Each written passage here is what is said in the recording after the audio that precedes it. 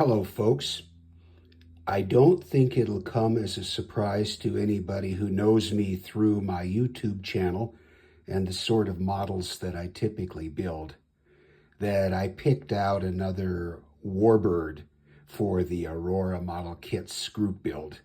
Now, I did look for a kit from the original issue, 1958. Couldn't find anything at the moment that was available, so I went for the reboxing from K&B, which is a division of Aurora Products Corp. And so this is the 1972 reboxing in a square box with new box art. I think it's quite interesting, those mountains there, since this is from the Polish Air Force, the Polish-Soviet War of 1919, 1920. I don't think that was fought over the Ural Mountains, but I could be wrong. And Poland is pretty flat. But anyway, there it is with that box art. And let's take a look and see what came in the box. Okay, here are the instructions. They really don't merit a page-turning walkthrough. They aren't in the category of Copper State Models instruction booklets or Wingnut Wings. Pretty straightforward. Why? Well, there are only 30 pieces in this kit. Here are the pieces that shook loose, were not on a sprue or broke free from a sprue, basically loose in the box. That's always a little bit nerve-wracking to find out when you're buying something secondhand, whether all the pieces are there. It looks like it to me.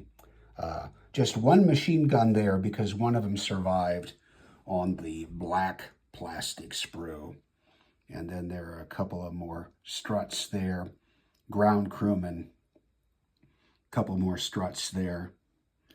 Small instrument panel, the joystick, the seat, the fin and rudder. Yeah, it's a pretty basic kit. So, looking at it quickly, the only thing that my, I don't know, semi-rivet counter, kind of inappropriate since there aren't really rivets, see, not in the body of this plane. Mine goes is, that propeller is definitely not a Fokker D.VIII or E5 propeller, but that's easy enough to replace with something I either make or find in the stash. And the pilot, typical Aurora blobby pilot. So I think I can do better on that front. There's next to nothing, of course, in the interior. There's a slot there for the floorboard and a little place to put the instrument panel. But I think I'm going to, actually I know I'm going to scratch build an interior. Now, why I want to do that for something that once there's a pilot figure in there will be next to invisible, well, just because it's fun. Top wing isn't really the correct shape for that's not really a Fokker E5 or D.VIII wing, but it's Aurora's concept of it, and I will use it. Replacing it or trying to modify that would be a nightmare, at least for me. The decals, they come with the Polish markings. They're shot. I mean, I can test them out in the water, but I'm not going to be using them.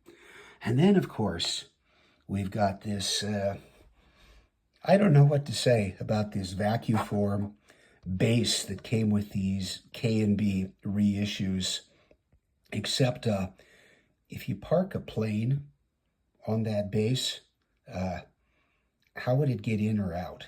Maybe you could back it out through one side there. Anyway, I guess that was their concept of a nice display. Don't think I'll be using that, but it's cute. Okay, I'm going to get to work on cleaning this up, give the pieces a bath, of course, let them all dry out, then start some scratch building for the interior. and a picture or two to follow. I think I'll actually add a picture at the end here of my Edard Fokker E5 parked on the K&B base, just for comparative purposes. Thanks for watching. So my goal or hope is to do my best to turn an Aurora E5 into an Edard E5. But of course, I'm going to be using the Aurora parts with one or two exceptions, pilot figure and the propeller. And I'm not going to use the Polish Air Force decals. We'll do German decals.